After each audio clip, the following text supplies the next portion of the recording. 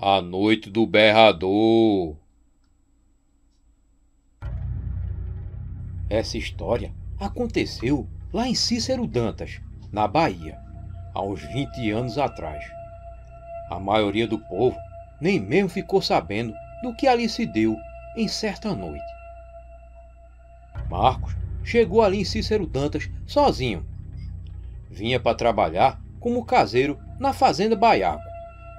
No mês seguinte, traria a mulher e o filho que tinham ficado em Trindade. Não era um trabalho fácil. As terras da fazenda Baiaco estavam há mais de 10 anos abandonadas. E o patrão pediu a ele que listasse o que era preciso naquelas terras, que ele iria mandar. E logo que chegou o caseiro, ele procurou os vizinhos. E eles se assustaram, pois nunca tinha mais aparecido gente para aquelas bandas da fazenda Baiaco. Alguns até lhe falaram sobre um monstro que andava por ao redor daquelas terras, chamado de Berrador. Mas Marcos nem deu bola. Sabia que o povo que vive no mato sempre tem dessas histórias para contar. E logo que entrou nas terras, já saiu medindo o terreno, para dizer ao patrão quanto de cerca seria necessário para cercar tudo.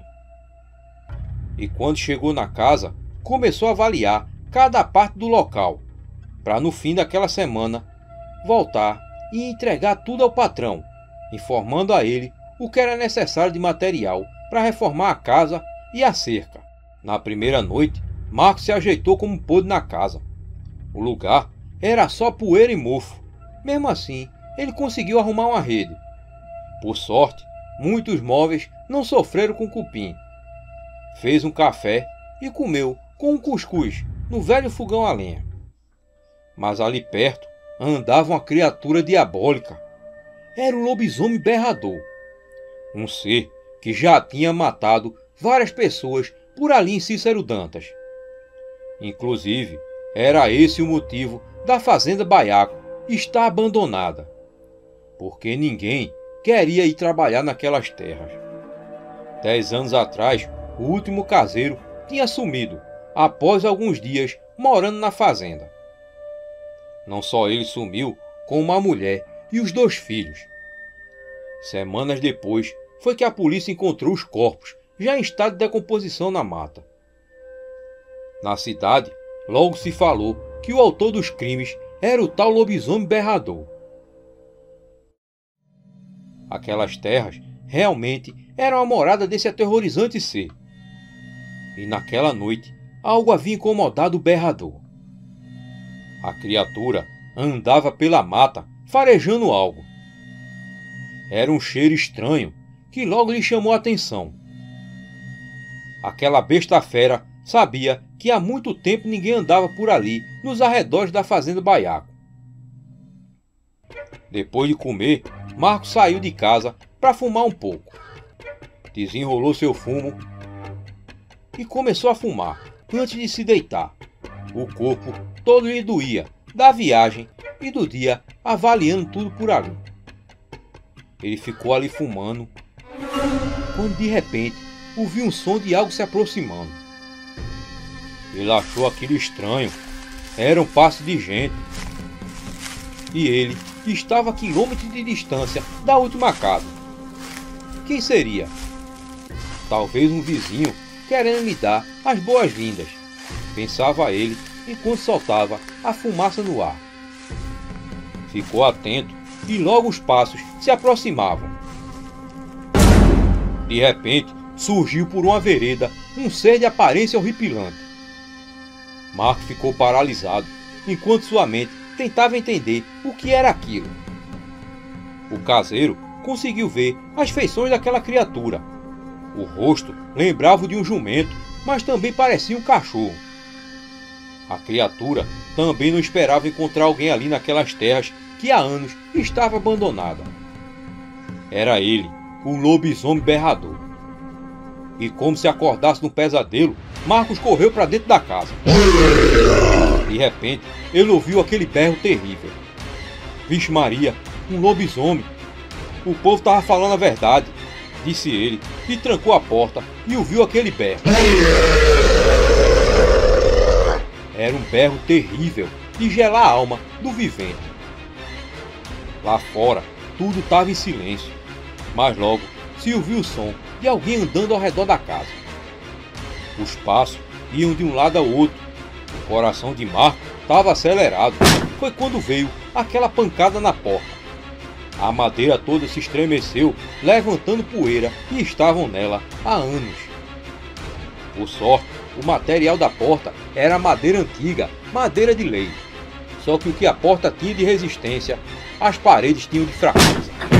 Na segunda pancada do berrador, as paredes logo começaram a ceder e pedaços de barro caía pelo chão. E foi quando veio novamente aquele berro. Marco já não sabia o que fazer. Imaginava que aquilo era um lobisomem comum. Só que aquele era o terrível berrador, um dos mais terríveis lobisomens que já habitou o Nordeste brasileiro. A criatura então saltou para o telhado da casa e ficou em cima, andando de um lado a outro. Marco ouviu o som das telhas velhas se quebrando. Logo, o ser soltou outro berro terrível. O problema é que ele não tinha trazido nenhuma arma. Tinha deixado a espingarda que sempre usava para caçar lá em Trindade. Depois de alguns minutos, tudo silenciou. Parecia que finalmente a criatura tinha ido embora. Mas Marco permaneceu no mesmo lugar. Foi quando se ouviu uma nova batida nos fundos da casa. Ouviu então um berro terrível. A besta fera agora invadia a casa em busca do caseiro.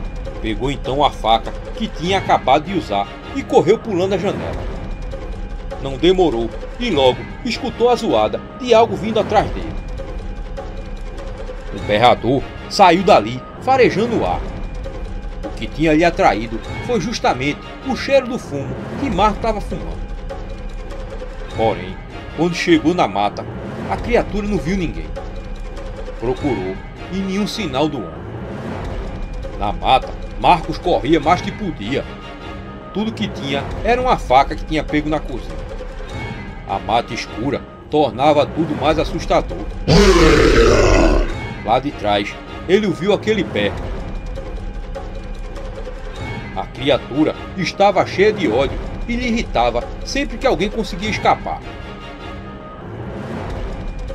O ser seguiu procurando e farejando o cheiro de fumo pelo ar. Ia se aproximando de onde o cheiro vinha mais forte. Mas de repente, o cheiro sumiu. Olhou de um lado e de outro e soltou um berro tenebroso, esperando assustar sua presa e assim fazê-la correr. Mas nada aconteceu. A mata continuava silenciosa. O berrador apurou os ouvidos e ficou em silêncio. No alto de uma das árvores, Marcos via a criatura se aproximar e se afastar. Fazia todas as orações possíveis para que o berrador não lhe localizasse ali. A noite escura dificultava o berrador de encontrar Marcos. O lobisomem olhava para cima de todas as árvores, mas não conseguia ver ninguém ali naquela escuridão.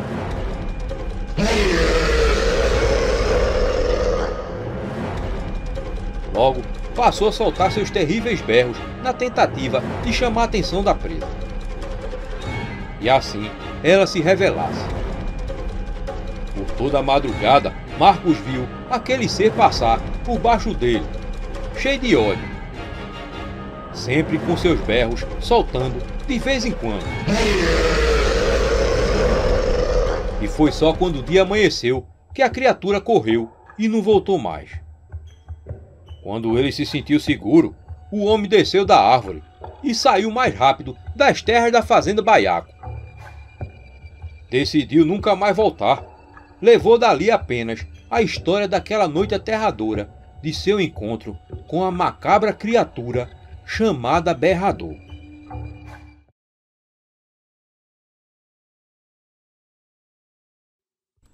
Esse caos aconteceu já faz mais de 10 anos, lá para os lados da Várzea, no Recife.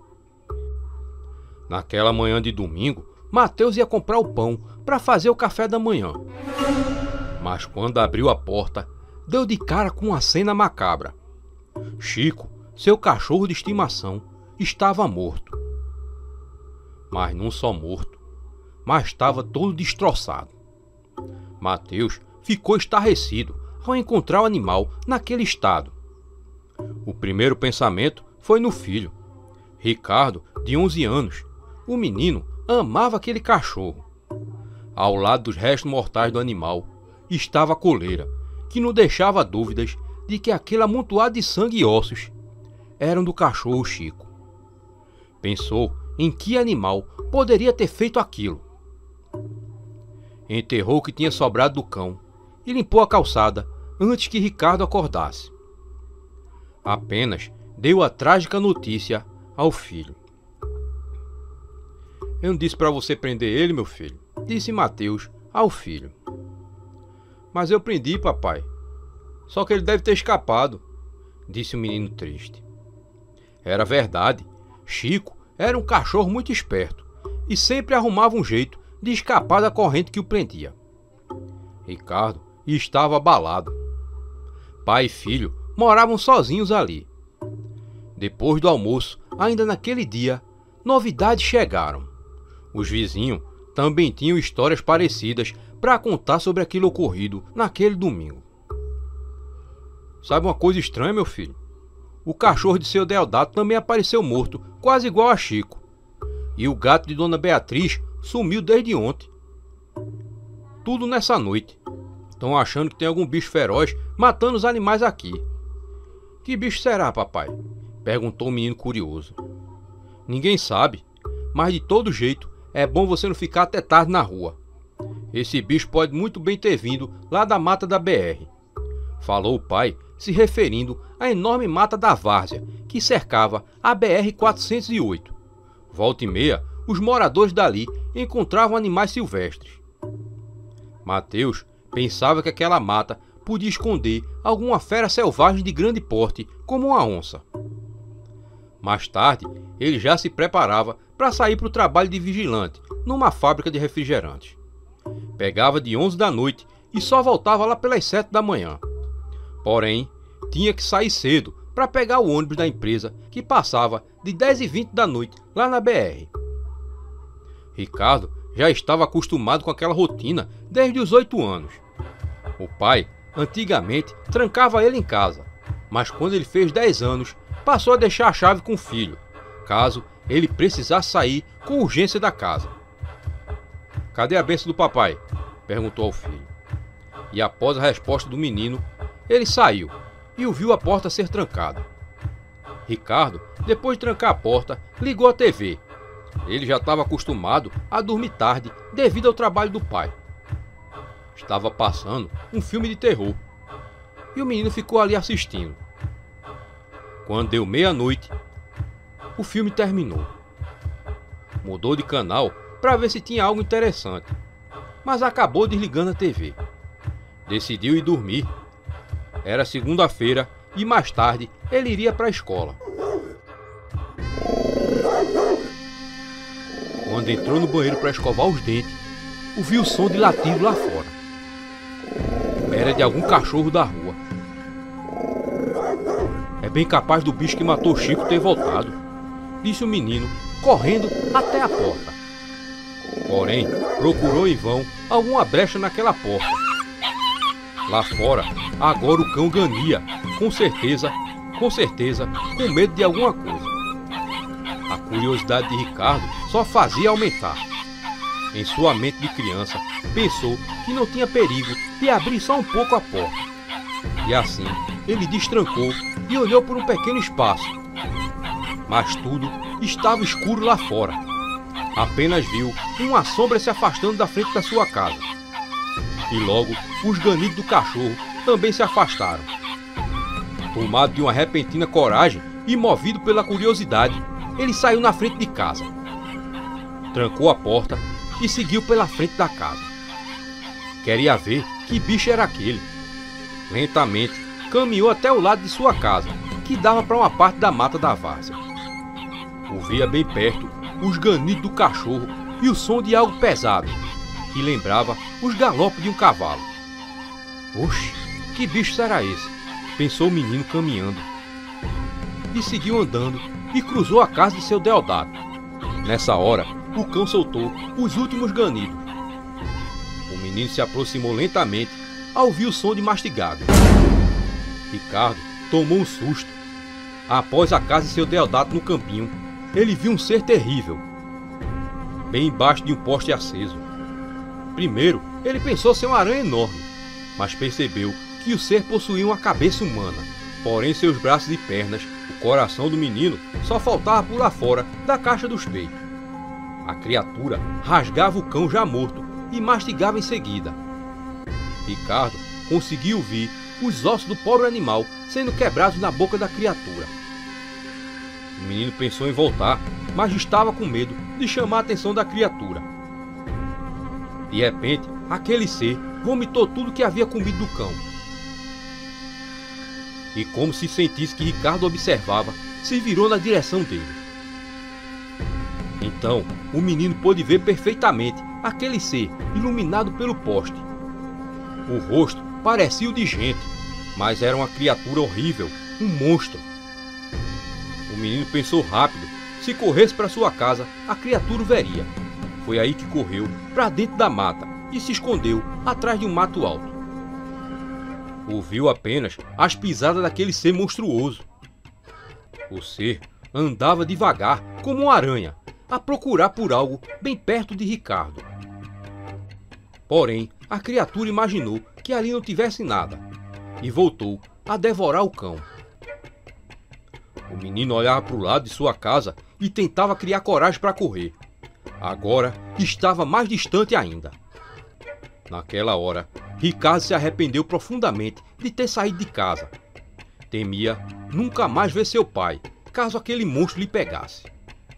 Imaginou o quanto ele sofreria ao saber que o filho tinha morrido. Logo, lhe bateu uma angústia e uma vontade de chorar. Mas o menino se segurou.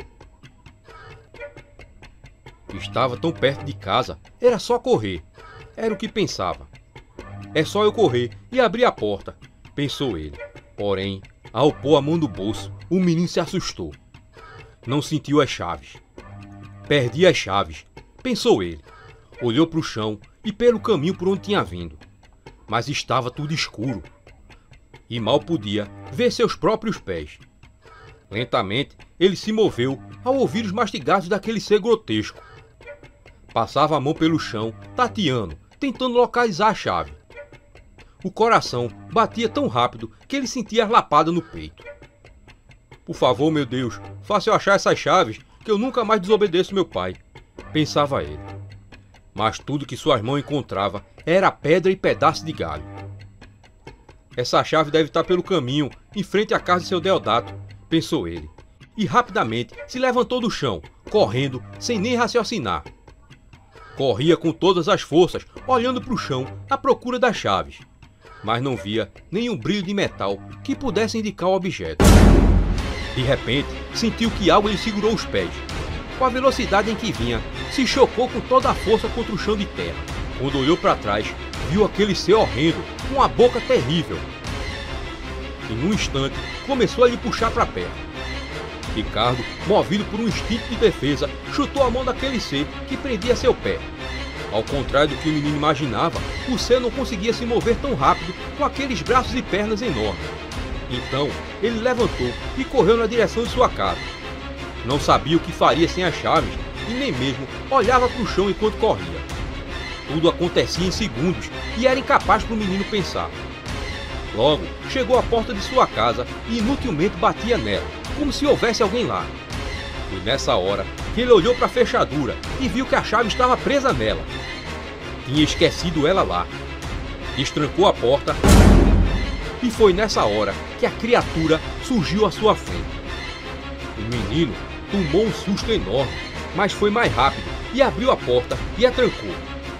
Logo, a maçaneta começou a girar, mas o menino já tinha trancado a chave. O ser ainda ficou ali, fazendo aqueles sons assustadores, e após alguns minutos, foi embora. Oxe, Tu não tá recebendo as notificações do Caos de Cordel não, é? Então vê se tu não foi desinscrito do canal. Ou então, desativa o sininho e ativa de novo. E dessa vez, põe para receber todas as notificações. Agora sim! Ricardo estava escondido embaixo de sua cama e só saiu de lá quando Mateus chegou às 7h30 da manhã. Ele ouviu do filho aquela macabra história e não duvidou de nenhuma palavra do menino. Naquele mesmo dia, ele se mudou para a casa da avó do menino, que ficava em Camaragibe e era mais perto do seu trabalho. Mas quando no dia seguinte ele voltou à casa para pegar alguns objetos, ficou sabendo pelos antigos vizinhos que um monstro tinha sido avistado no bairro e até mesmo um rapaz tinha tido a capacidade de filmar a criatura. O ser ficou conhecido como o Monstro da Várzea. O caos da missa diabólica. Essa história se passou lá na Paraíba. Jemima morava sozinha no sítio desde a morte do marido. Ela não tinha companhia, já que a vida não tinha lhe dado filhos. Ali, sozinha, cuidava do roçado e poucas eram as vezes em que ela saía até o centro da cidade para comprar algum mantimento. E sempre que ia, voltava tarde. Quando começava a conversar com seus conhecidos, aí é que não parava mais. Sempre tinha um com uma novidade para lhe contar. Naquela noite, Jemima foi convidada para jantar na casa de Isabel e Caetano, seus primos. Dali, estendeu uma prosa que chegou perto da meia-noite. Isabel ofereceu à prima um quarto para que ela não precisasse voltar aquelas horas para o seu sítio. Mas Jemima agradeceu e disse que só sabia dormir debaixo do teto de sua casinha. Até Caetano se dispôs a levar a prima até a sua casa, mas também foi negado. Era 11h40 da noite e Jemima disse que num passo rápido chegaria em 15 minutos no sítio. Assim, deixou a casa do casal de primos e partiu na direção de sua casa. Se fosse jovem, realmente conseguiria chegar em 15 minutos, andando depressa até o sítio. Mas já andava pelos 60 anos e as pernas já lhe doíam. Por isso, passou a andar normalmente. Afinal, não temia nada na noite e nem mesmo acreditava naqueles causos mal-assombrados que o povo por ali contava.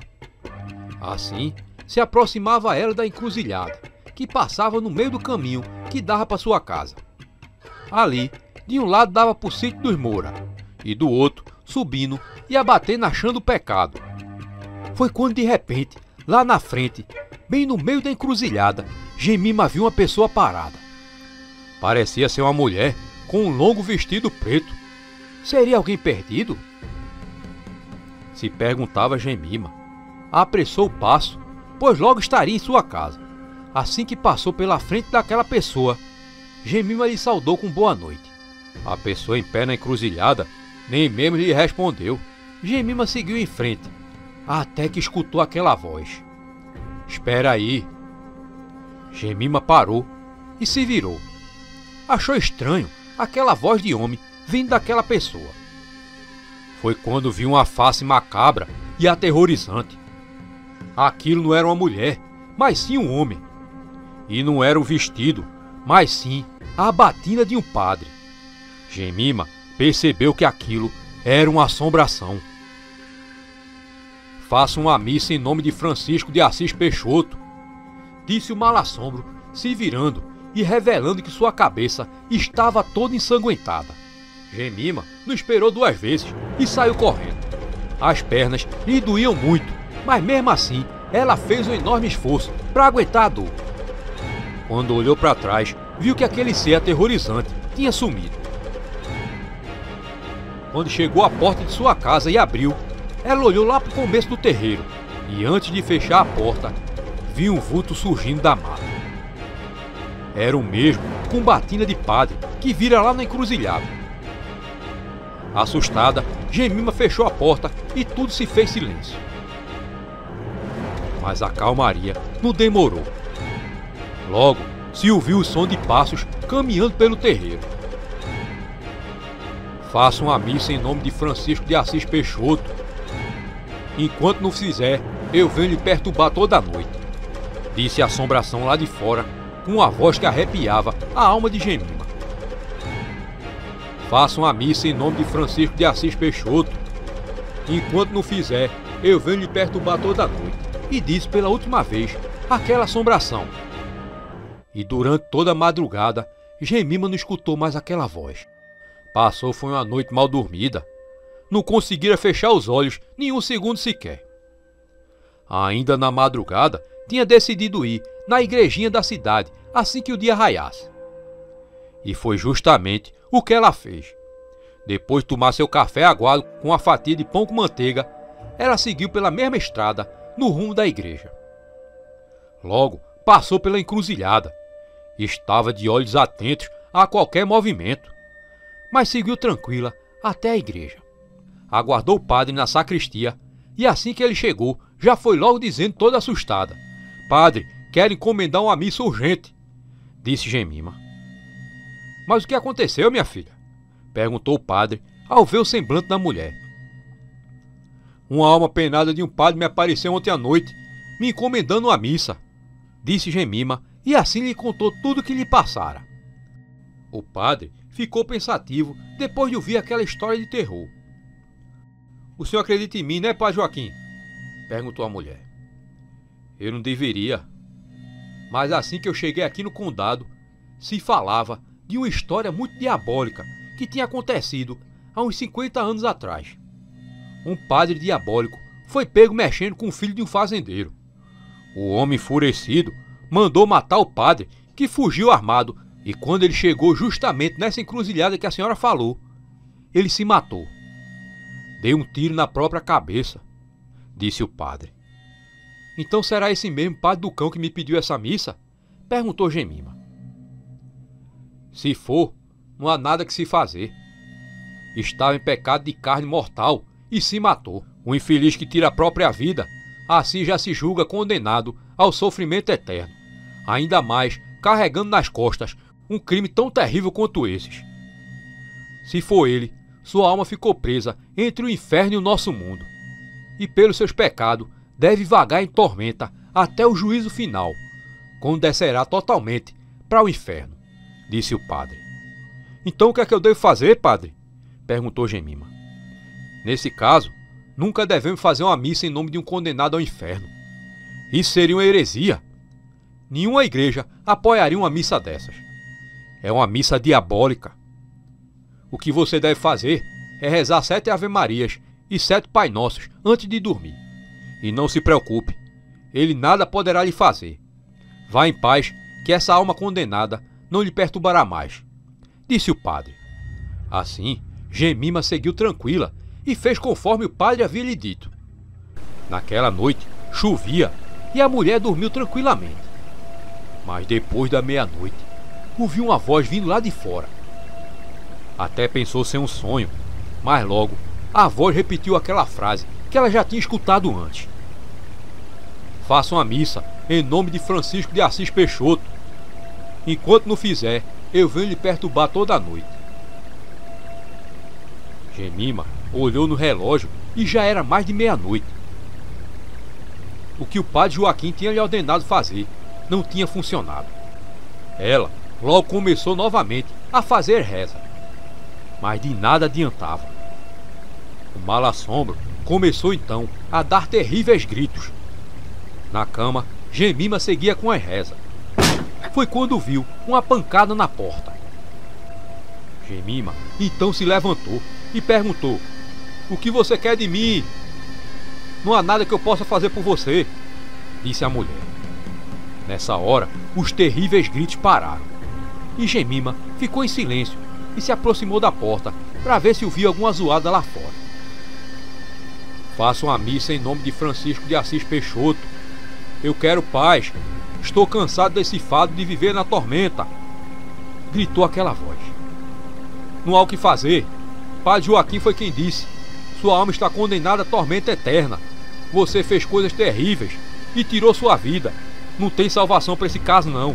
Está condenado a vagar entre a terra e o inferno", disse Jemima. não pode ser, gritava aquela alma condenada lá fora. Vá-se embora e me deixe em paz. Não posso fazer nada por sua alma. Tá condenado ao inferno, falou Jemima.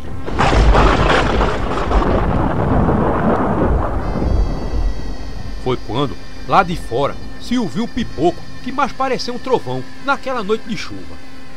E tudo silenciou. A madrugada seguiu tranquila, com a chuva caindo no telhado.